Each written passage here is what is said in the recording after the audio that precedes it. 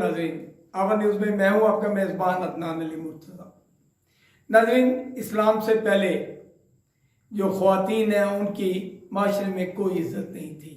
लड़कियां जैसे ही पैदा होती उन्हें मार दिया जाता या जिंदा दफन कर दिया जाता। जब से इस्लाम इस दुनिया में आया, मज़हब इस्लाम में औरत को बराबरी के हकूक़ दिए गए। बहन, बेटी और माँ का तस्वर दिया गया। माँ को माँ के कदमों में जन्नत दी गई, बेटी को भी घर की इज्जत बनाया गया। इसी तरह हमेशा औरत को इज्जत की निगाह से देखा गया। लेकिन हमारे डेरा गाजी खान या यहाँ के जो बलोच ट्राइब हैं उन एरियो में आज भी ऐसे लोग मौजूद हैं जो कि ख़वातीन पर तशद्दुद करते हैं और बिल्कुल वही पुराने दौर की तरह जो ख़वातीन हैं उनके साथ उसी तरीके से बिहेव किया जाता है। ख़ास तौर पर औरतों को काली करके जो है ना फ़रोख्त कर दिया जाता है। पैसे की खातिर अपनी बहन बेटी को काली कर देते हैं या कत्ल करके उसका इल्ज़ाम किसी और पे लगा दिया जाता है। नाज़रीन, ऐसा ही वाक़या रहीम यार खान के थाना बी डिवीज़न के इलाके में हुआ, जहाँ एक शख्सी नामी खातून को जो है उसके खामन ने 3 फायर मारे। उसका इरादा ये था कि भाई मैं अपनी बीवी को कत्ल कर दूंगा और इसका जो इल्ज़ाम है वो अपने ही किसी दुश्मन के ऊपर लगा दूंगा। मगर उस औरत की किस्मत के रेस्क्यू 1122 ने आकर उसको जो है ना उसकी ज़िंदगी बचा ली और उसने जो बयान दिया। इस टाइम हमारे साथ मौजूद है डेरा गाजी खान के मारूफ सीनियर सहाफ़ी व तजज़िया निगार रियाज जाजिब साहब। उनसे बात करेंगे इस मौजू में कि ख़वातीन पर तशद्दुद के हवाले से, वुमेन वायलेशन के हवाले से वो क्या कहेंगे और ये जो वाक़या हुआ है जिसमें उस शख्स ने अपनी ही बीवी को खुद मारकर उसका इल्ज़ाम दूसरे पे लगाना चाहता, इस बारे में क्या कहेंगे? जी रियाज साहब। जी अदनान साहब, बहुत बहुत शुक्रिया कि आपने मुझे इस मौजू पर कुछ अपने ख्यालात का इजहार करने की दावत दी। देखिए, जैसा कि आपने कहा कि औरत की मुआशरे में हैसियत, अहमियत आज क्या है और इस्लाम से पहले क्या थी। मज़हब इस्लाम में औरत पर किसी भी हवाले से तशद्दुद को ना तो जायज़ करार दिया गया है ना इसकी इजाज़त है। ये कहना बिल्कुल हकीकत है कि जैसे हम बड़े फ़ख्र से ये कहते हैं कि इस्लाम एक आलमगीर मज़हब है, तो उस तरह ही ख़वातीन के हवाले से हमारे मज़हब इस्लाम में ये वाहिद मज़हब इस्लाम है जिसमें ख़वातीन को सबसे ज़्यादा, किसी भी मज़हब से सबसे ज़्यादा हकूक़ दिए गए। ख़वातीन की इज़्ज़त, तहरीम और तहज़ीब जो है वो हमारे यहाँ है। लेकिन बदकिस्मती से हुआ क्या है कि जो हक एक खातून को, एक माँ को, एक बेटी को, एक बीवी को हमारा मज़हब इस्लाम हक देता है, इंतहाई अफसोस का मकाम है। हमारा मुआशरा इस्लाम में दिए गए हकूक़ देने से इनकार हो जाता है। एक तो ये पहलू है।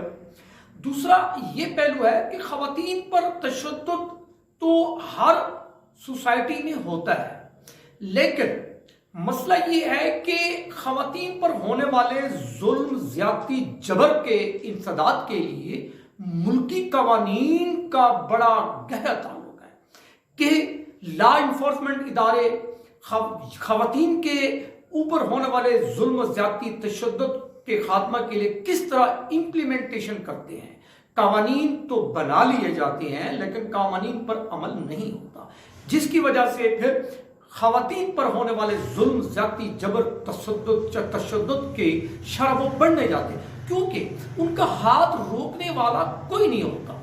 एक ये अफसोसनाक बात है। अब हम अगर इस ताज़ा तरीन वाक़े की तरफ देखें कि एक नौबहता 2 साल जिसकी शादी के हुए बच्ची को ससी नामी खातून, एक जो कि खातून है, उसके खामद ने इस बिना पर उसे मार डाला कि उसके किसी दूसरे शख्स के साथ ताल्लुक है, जबकि आपकी इन्वेस्टिगेशन, आपकी रिपोर्टिंग ये साबित कर रही है और ये मेरे ख्याल में भी करीन तरीन ख्याल यही है कि असल में ससी बीबी को उसका खामन अपनी दूसरी दुश्मनी के हवाले से उसको ईंधन बनाते हुए پیش کرتے ہوئے غالباً اس بچی کو وہ کالی قرار دے کر مارنا چاہتا تھا، اور اس کے حوالے سے وہ اس کا الزام اپنے ایک اور جو مخالف ہے اس پہ دینا چاہتا تھا۔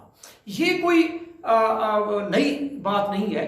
بدقسمتی سے اگر آپ دیکھیں اس کا جائزہ لیں، ہم اگر اس سے پیسیفک جنوبی پنجاب کو اگر ایک محدود کریں تو انڈس دریا کے مغرب کی طرف جائیں تو کوہ سلیمان کی ایک لمبی بیلٹ ہے جہاں پر اس طرح کے واقعات آئے روز رونما ہوتے ہیں۔ اگر آپ انڈس ریور کے مشرق اور جنوب کی طرف جا کے دیکھیں تو ایک مظفر گڑھ سے لے کر صادق آباد تک ایک لمبی بیلٹ ہے جہاں پر خواتین کے حوالے سے ظلم و تشدد کوئی آئے روز کے واقعات ہوتے ہیں۔ مظفر گڑھ ڈسٹرکٹ، راجن پور ڈسٹرکٹ، ڈیرہ غازی خان ڈسٹرکٹ، لیا ڈسٹرکٹ، اس سے آگے چلے جائیں رحیم یار خان، صادق آباد، یہ کشمور تک چلے جائیں، آپ رجحان تک چلے جائیں، یہ بدقسمتی سے اس طرح کے واقعات یہاں ہونا کوئی بری بات بھی نہیں سمجھی جاتی۔ یہ خاتون پر ہونے والے تشدد کو خاتون کو ہی مورد الزام ٹھہرایا جاتا ہے، جو کہ ایک اور بہت بڑی ایک افسوسناک امر ہے۔ اب سسی بی بی کی جو آپ نے بات کی، میرے نزدیک یہ ایک بہت بڑا ظلم ہے، ایک انسان کے اوپر ظلم ہے، ایک خاتون کے اوپر ظلم ہے، نہیں بلکہ میں کہوں گا ایک پورے محکوم پسے ہوئے طبقے کے اوپر ظلم ہے۔ ایک خاتون کو دبا دیا گیا، ایک خاتون کو مار دیا گیا، ایک خاتون کے اوپر تشدد کر دیا گیا، اور اس کے ملزم دناتے پھرے، قانون نافذ کرنے والے ادارے کوئی امپلیمنٹ نہ کرے، ان کی کوئی گرفتاری عمل میں نہ آئے، قرار واقعی سزا نہ آئے۔ وہ کیوں؟ اس پر غور کرنے کی ضرورت ہے۔ اس کی ایک پہلی وجہ جو ہے، اگر ہم ون بائی ون چلیں، نمبر ایک، ہمارے پولیس سسٹم میں کسی بھی تھانے میں ایک خاتون کے اوپر ہونے والے ظلم و زیادتی کی رپورٹ کرنے کے لیے کوئی خاتون سٹاف نہیں ہے۔ ویمن ڈیسک بنانے کا اعلان ہوتا ہے اور 10 سال سے زائد عرصہ ہو گیا، اعلان تک ہے۔ نمونے کا اگر پورے پنجاب میں 2 سے 3 یا 5 تھانوں میں ویمن ڈیسک بنا دیے گئے تو یہ سمجھ لیا گیا کہ یہ کافی ہے، نمبر ایک۔ نمبر دو یہ ہے کہ خواتین جب اپنے حق کے لیے کورٹ کچہری جاتی ہیں تو ان کا واسطہ پھر اسی مرد معاشرے کے ساتھ ہوتا ہے۔ میں یہ نہیں کہہ رہا کہ مرد قانون دان جو ہے ان کی ہیلپ نہیں کرتے، مسئلہ یہ ہے کہ ایک فیمیل کو جس طرح اپنے ساتھ ہونے والے ظلم کی رودات بیان کر سکتی ہے وہ مرد کے سامنے اس طرح بیان نہیں کرتی۔